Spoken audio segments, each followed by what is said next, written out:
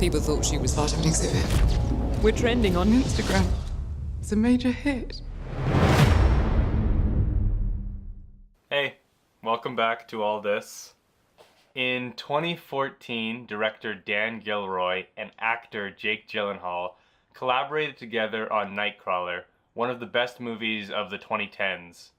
Do people say the tens? Either way, it was one of the best movies of the past decade, and now they're back together collaborating on Velvet Buzzsaw, which was just released to Netflix this past Friday.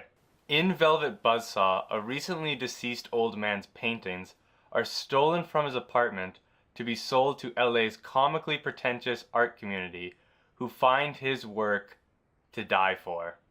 Because it's a horror movie, but also they like his work. It's a play on words. It's funny. A guy upstairs, he died. And you just took them. He had no family or friends. I can make you rich. It's brilliant. Demand has people ready to kill. The premise is so unique, it was hard to come up with a one-sentence summary that fit this entire movie. Similarly, it's hard to confine this into one genre. It's satire and horror and dark comedy and mystery and slasher, all bound together and set in the art world. The characters are all completely ridiculous in the best way. It is an ensemble of selfish, self-centered, snobby art critics and distributors, all played by a completely stacked cast of actors. As I mentioned before, Jake Gyllenhaal is the lead, and oh my god is he great in this. He's probably one of my favorite current working actors today, and I will see just about anything if I know he is in it, and he did not disappoint. He is consistently hilarious throughout this movie. Toni Collette, Rene Russo, and John Malkovich are great as the insane side characters. Natalie Dyer of Stranger Things fame is in this too, and although she's not in very much of the movie, whenever she did pop up were some of the funniest scenes. This movie was surprisingly comedic. I knew going in it was a satire about the art community, but I didn't expect to actually be laughing out loud so often. Everything and everyone is just so absurdly exaggerated. Even the art pieces that are sweeping the community are funny, from kindergarten GoPro to Robo Hobo. My opinion. I can't save you. I thought the humor was the strongest aspect by far. It has interesting and relevant themes about criticism, consumerism, the value of art as art versus its monetary value. The entire story stems from director Dan Gilroy's real-life struggles working in the film industry and his studio battles while writing Superman, which I thought added an extra layer of reality behind his biting criticisms. I did have some issues with Velvet Buzzsaw.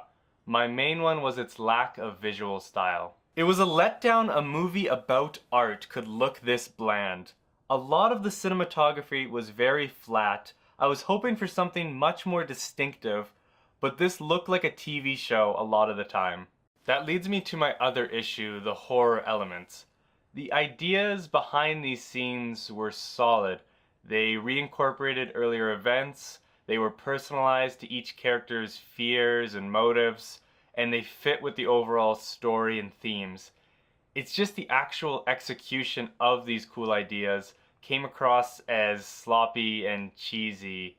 No suspense was ever built particularly well, and again, it just didn't look good.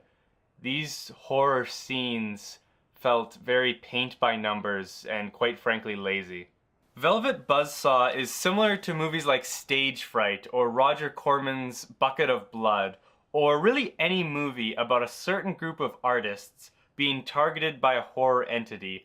Except here, it's the art world, and it's much more of a satire than a straight-up slasher. It's hard to find an exact comparison for this, as again, it is so many different things at once.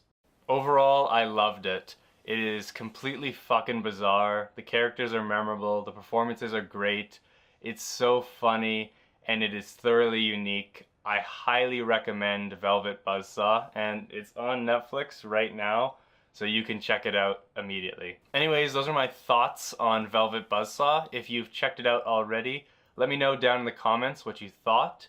If you stumbled onto this video, I release horror reviews on Fridays, typically.